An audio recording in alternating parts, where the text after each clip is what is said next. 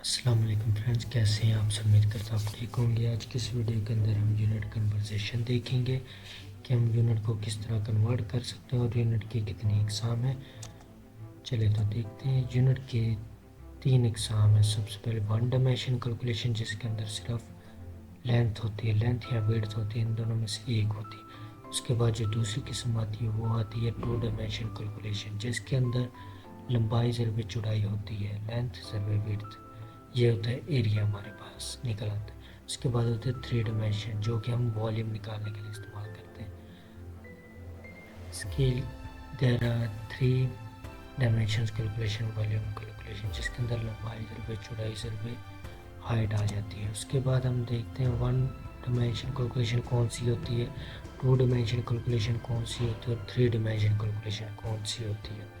इसके लिए हमारे पास वन डायमेंशन कैलकुलेशन के अंदर लेंथ एक होती है, जो तकरीबन 20 फुट भी हो सकती है और जितनी भी हो सकती है 20, 30, 40, एक लेंथ ही होती है। उसके बाद हमारे पास टू डायमेंशन कैलकुलेशन के अंदर लंबाई ज़रबे चौड़ाई होती है। मिसाल के तौर पर हमारे पास 20 ज़रबे 7 है, ये हमारे पास 140 तकरीबन बनता है। इसके अंदर लंबाई ज़रबे चौड़ाई ये हमारा एरिया निकालने के लिए इस्तेमाल करते हैं। उसके बाद आ जाएगा थ्री डायमेंशन कैलकुलेशन, लंबाई ज़रबे चौड़ाई ज़रबे height.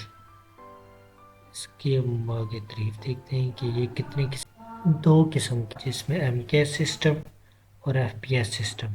MKS system metre kilogram per second होता है, जिसके अंदर मीटर्स, सेंटीमीटर्स, मिलीमीटर्स होते हैं, स्केल इस्तेमाल होते हैं। These units are partially called as engineering units. Engineering units में आमतौर पर इस्तेमाल होते हैं। इसके लिए दूसरा जो किस्म है वो है FPS system, foot pound second, fits inches and yards, ये स्केल इस्तेमाल होते हैं। इसके बाद हमारे पास हम यूनिट देख लेते हैं। यूनिट्स हमारे पास लेंथ होती है, लेंथ एरिया वॉल्यूम जो भी होता है। इसके बाद हम देखते हैं मीटर्स। मीटर का जो यूनिट और लेंथ का जो यूनिट है वो एम होता है। इसका एरिया निकालने के लिए हम मीटर ज़रबे मीटर करते हैं, यानी कि जो भी हो सकता है 10 मीटर ज़रबे 10 मीटर। इसका वॉल्यूम निकालने के लिए भी इसके हम देखते हैं लेंथ विड्थ और हाइट, और इसका हम जो यूनिट होता है वो होता है मीटर क्यूब। इसके जो स्केल होता है वो होता है 1 metre is equal to 1000 millimetre. इसके बाद 1 metre is equal to 100 centimetre. इसके बाद 1 metre is equal to 3.28 feet. इसके बाद हम इंचेस देखते हैं। 1 metre is equal to 39.37 inches होते हैं। इसके बाद हम इसकी कैलकुलेशन करते हैं। लंबाई की हम कैलकुलेशन किस तरह कर सकते हैं, जैसे कि 5 मीटर के अंदर कितने मिलीमीटर होता है। जैसा कि हमें पता है 1 मीटर के अंदर हमारे पास 1000 मिलीमीटर होते हैं, जैसे कि यहाँ पे लिखा है। उसके बाद 5 ज़रबे 1000 बराबर होता है 5000 मिलीमीटर के। इसका कोई यूनिट लेंथ का कोई स्केल नहीं होता। इसके बाद हम देखते हैं इसका एरिया हम किस तरह निकाल सकते हैं। एरिया हम देखते हैं कि 5 का स्केल कितना होगा, 5 स्केल के अंदर हम मिलीमीटर कितने होंगे। इसके बाद हमें पता है कि 1 metre is equal to 1000 millimetre होते हैं। इसके बाद 5 ज़रबे 1000 का स्क्वायर लेंगे और उसको हम मल्टीप्लाई कर देंगे। ये हमारे पास तकरीबन बनता है 50 लाख मीटर मिलीमीटर स्क्वायर बनता है। उसके बाद हम सेंटीमीटर करते हैं। सेंटीमीटर का जो यूनिट होता है वो cm होता है, और इसे हम सेंटीमीटर स्क्वायर एरिया निकालने के लिए इस्तेमाल करते हैं। उसके बाद मिलीमीटर के अंदर भी वॉल्यूम के अंदर इसका यूनिट होगा मिलीमीटर क्यूब। इसके बाद हम देखें scales 1 cm is equal to 10 mm। 1 metre के अंदर हमारे पास 100 मीटर होते हैं, और 1 इंच के अंदर हमारे पास होते हैं 2.54 सेंटीमीटर। उसके बाद हम देखते हैं कि 15 मीटर के अंदर हमारे पास सेंटीमीटर कितने आएंगे। जैसा कि हमें पता है 1 मीटर के अंदर हमारे पास होते हैं 100 सेंटीमीटर। 15 ज़रबे हमने 100 किया तो हमारे पास आ जाएगा 1500 सेंटीमीटर। उसके बाद ये थोड़ी सी मिस्टेक हो चुकी है। इसके बाद हम देखते हैं कि हम एरिया किस तरह निकाल सकते हैं।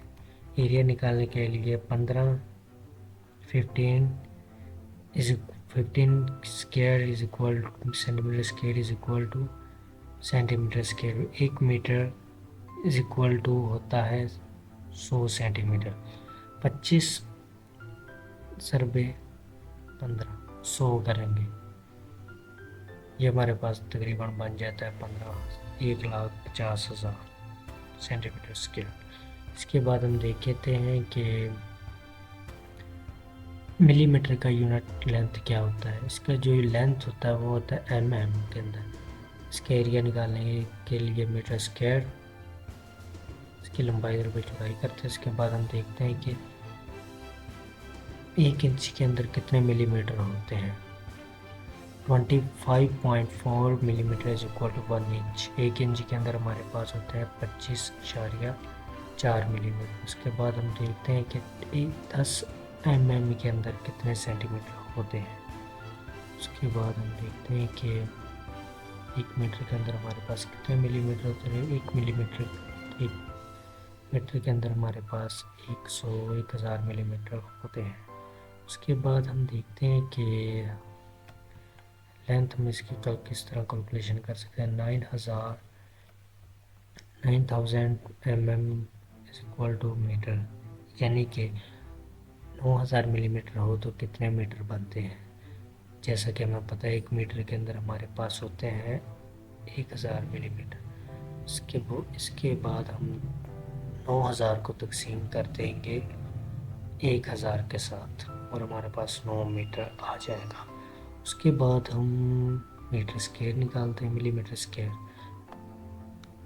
9000 millimetre square is equal to metre square इसका निकालें। 1 मीटर के अंदर हमारे पास 1000 मिलीमीटर होते हैं। उसके बाद हम 9000 डिवाइडेड बाय 1000 स्क्वायर और हमारे पास आ जाएगी 0.009 मीटर स्क्वायर। ठीक है। उसके बाद हम देखते हैं कि फीट के अंदर हमारे पास फिट का जो यूनिट होता है FT होता है और एरिया इसका निकालते हैं फिट स्क्वायर के साथ, और इसके जो वॉल्यूम होता है वो होता है फिट क्यूब। 1 फिट के अंदर हमारे पास 12 इंचेस होते हैं और 1 मीटर के अंदर हमारे पास 3.28 फीट होते हैं। 1 inch is equal to 25.4 millimetre. उसके बाद हम देखते हैं कि हमारे पास लेंथ कैलकुलेशन किस तरह करते हैं। इसके मतलब कि हमारे पास 0.20 मीटर हो तो हम इसका फिट किस तरह निकाल सकते हैं। जैसा कि हमें पता है कि 1 मीटर के अंदर हमारे पास होते हैं 3.28 फीट और इसको हम मल्टीप्लाई कर देंगे। इसके बाद 0.20 मल्टीप्लाई 3.28 और हमारे पास जवाब आ जाएगा 0.65654 फीट। उसके बाद हम देखते हैं कि हमारे पास इसका स्क्वायर किस तरह निकलेगा। जैसे कि 0.25 मिलीमीटर को हमने स्क्वायर में करना है, इसका स्क्वायर फीट निकालना है। 1 metre is equal to 3.28 feet. 0.20 multiply by 3.282।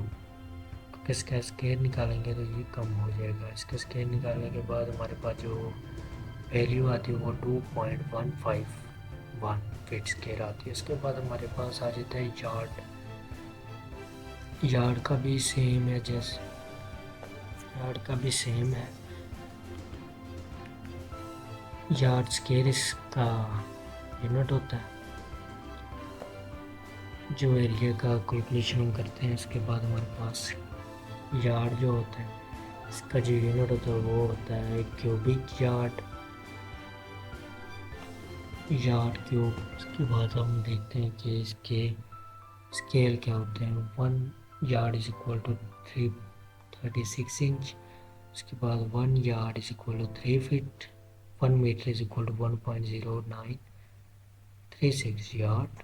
1 yard scale is equal to 3 feet scale. 1 एकड़ is equal to 40 yard scale होता है। इसके बाद हम देखते हैं कि हम इसकी लेंथ कैलकुलेशन किस तरह कर सकते हैं।